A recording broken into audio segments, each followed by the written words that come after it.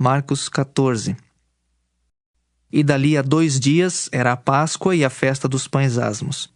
E os principais dos sacerdotes e os escribas buscavam como o prenderiam com dolo e o matariam. Mas eles diziam: não na festa, para que porventura se não faça alvoroço entre o povo. E estando ele em Betânia, assentado à mesa, em casa de Simão o leproso, veio uma mulher que trazia um vaso de alabastro com um unguento de nardo puro, de muito preço. E quebrando o vaso, lhe o derramou sobre a cabeça. E alguns houve que em si mesmos se indignaram e disseram: para que se fez este desperdício de unguento? Porque podia vender-se por mais de 300 dinheiros e dá-lo aos pobres. E bramavam contra ela. Jesus, porém, disse: deixai-a. Para que a molestais? Ela fez-me boa obra. Porque sempre tendes os pobres convosco e podeis fazer-lhes bem quando quiserdes. Mas a mim nem sempre me tendes. Esta fez o que podia. Antecipou-se a ungir o meu corpo para a sepultura. Em verdade vos digo, que em todas as partes do mundo onde este evangelho for pregado, também o que ela fez será contado para a sua memória. E Judas Iscariotes, um dos 12, foi ter com os principais dos sacerdotes para lhe entregar. E eles, ouvindo-o, alegraram-se e prometeram dar-lhe dinheiro, e buscava como o entregaria em ocasião oportuna. E no primeiro dia da festa dos pães asmos, quando sacrificavam a Páscoa, disseram-lhe os discípulos: aonde queres que vamos fazer os preparativos para comer a Páscoa? E enviou 2 dos seus discípulos e disse-lhes: ide à cidade, e um homem que leva um cântaro de água vos encontrará, segui-o. E onde quer que entrar, dizei ao senhor da casa: o mestre diz: onde está o aposento em que hei de comer a Páscoa com os meus discípulos? E ele vos mostrará um grande cenáculo mobilado e preparado. Preparai-a ali. E saindo seus discípulos foram à cidade e acharam como lhes tinha dito, e prepararam a Páscoa. E chegada a tarde foi com os 12. E quando estavam assentados a comer, disse Jesus: em verdade vos digo, que um de vós que comigo come, há de trair-me. E eles começaram a entristecer-se, e a dizer-lhe um após outro: porventura, sou eu, Senhor? E outro: porventura sou eu, Senhor? Mas ele, respondendo, disse-lhes: é um dos 12 que mete comigo a mão no prato. Na verdade, o Filho do Homem vai, como dele está escrito. Mas ai daquele homem por quem o Filho do Homem é traído. Bom seria para o tal homem não haver nascido. E comendo eles, tomou Jesus pão, e abençoando-o, o partiu, e deu-lhe, e disse: tomai e comei, isto é o meu corpo.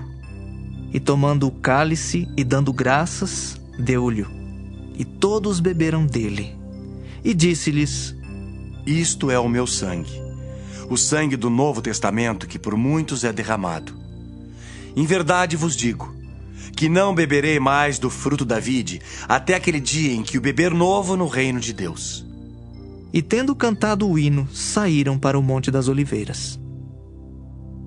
E disse-lhe Jesus: todos vós esta noite vos escandalizareis em mim, porque escrito está: ferirei o pastor, e as ovelhas se dispersarão.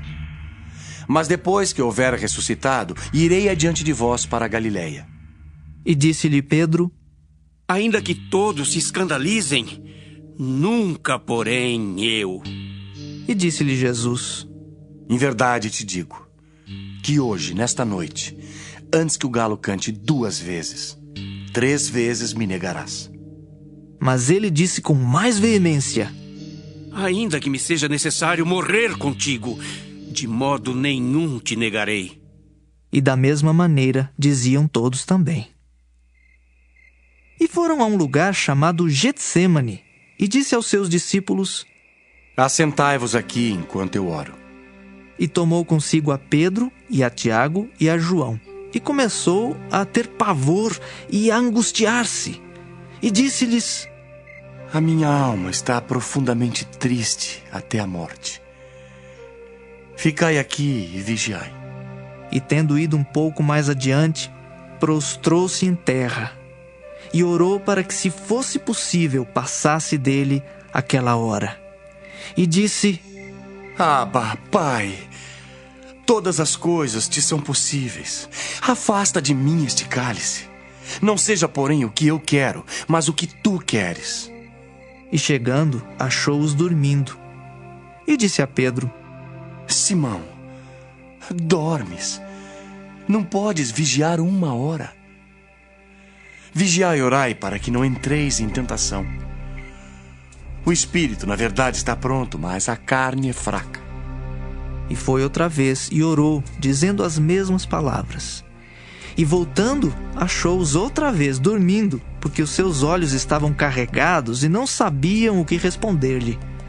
E voltou terceira vez e disse-lhes: Dormi agora e descansai. Basta. É chegada a hora. Eis que o Filho do Homem vai ser entregue nas mãos dos pecadores. Levantai-vos, vamos. Eis que está perto o que me trai. E logo, falando ele ainda, veio Judas, que era um dos 12, da parte dos principais dos sacerdotes e dos escribas e dos anciãos, e com ele uma grande multidão com espadas e porretes. Ora, o que o traía tinha-lhes dado um sinal, dizendo: Aquele que eu beijar, esse é. Prendei-o e levai-o com segurança. E logo que chegou, aproximou-se dele e disse-lhe: Rabi, Rabi. E beijou-o. E lançaram-lhe as mãos e o prenderam. E um dos que ali estavam presentes, puxando da espada, feriu o servo do sumo sacerdote e cortou-lhe uma orelha. E respondendo Jesus, disse-lhes: Saístes com espadas e porretes a prender-me como a um salteador? Todos os dias estava convosco ensinando no templo e não me prendestes. Mas isto é para que as escrituras se cumpram. Então, deixando-o, todos fugiram. E um jovem o seguia, envolto em um lençol sobre o corpo nu. E lançaram-lhe as mãos, mas ele, largando o lençol, fugiu nu. E levaram Jesus ao sumo sacerdote. E ajuntaram-se todos os principais dos sacerdotes e os anciãos e os escribas.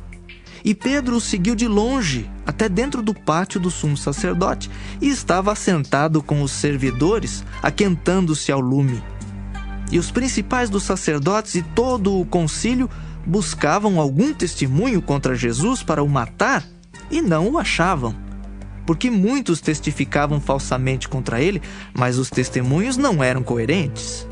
E levantando-se alguns, testificavam falsamente contra ele, dizendo: Nós ouvimos lhe dizer: Eu derribarei este templo construído por mãos de homens, e em 3 dias edificarei outro, não feito por mãos de homens. E nem assim o testemunho deles era coerente. E levantando-se o sumo sacerdote no sinédrio, perguntou a Jesus, dizendo: Nada respondes? Que testificam estes contra ti? Mas ele calou-se e nada respondeu. O sumo sacerdote lhe tornou a perguntar e disse-lhe: És tu, o Cristo, filho do Deus bendito?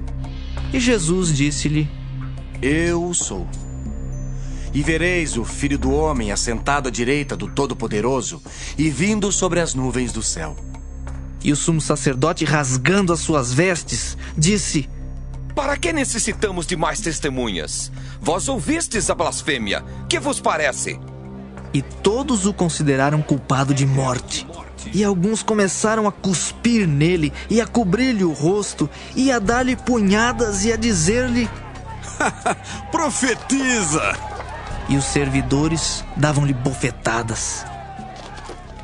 E estando Pedro embaixo no átrio, chegou uma das criadas do sumo sacerdote.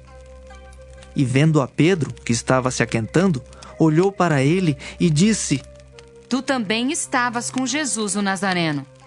Mas ele negou, dizendo: Não o conheço, nem sei o que dizes. E saiu fora ao alpendre, e o galo cantou. E a criada, vendo-o outra vez, começou a dizer aos que ali estavam: Este é um dos tais. Mas ele negou outra vez. E pouco depois, os que ali estavam disseram outra vez a Pedro: Verdadeiramente tu és um deles, porque és também galileu. E ele começou a imprecar e a jurar. Não conheço esse homem de quem falais. E o galo cantou segunda vez.